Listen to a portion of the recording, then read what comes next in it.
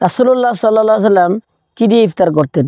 প্রিয় দর্শক, রোজাদারদের জন্য ইফতারের সময়টি বড় আনন্দের একটি সময়। একজন রোজাদারই বুঝতে পারেন ইফতারের সময় তার কাছে কতটুকু আনন্দ লাগে এবং খুশি লাগে। ইফতারের সময়কার একটি আলাদা আমেজ রয়েছে, যে আমেজ, যেই ফুর্তির সময়টি কেবলমাত্র রোজাদারই অনুভব করতে পারেন। হাদিস শরীফে এসেছে, রাসূলুল্লাহ সাল্লাল্লাহু আলাইহি ওয়াসাল্লাম ইরশাদ করেন, রোজাদারের জন্য দুটি আনন্দের সময় রয়েছে।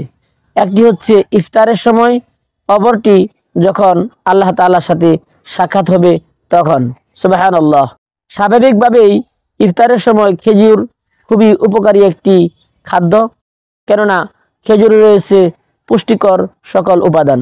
সবচেয়ে গুরুত্বপূর্ণ বিষয় হলো রাসূলুল্লাহ সাল্লাল্লাহু আলাইহি ওয়াসাল্লামের অভ্যাস ছিল তিনি খেজুর দিয়ে ইফতার শুরু করতেন।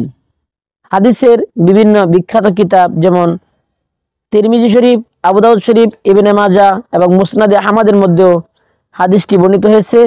রাসূলুল্লাহ সাল্লাল্লাহু আলাইহি ওয়াসাল্লাম ইরশাদ করেন,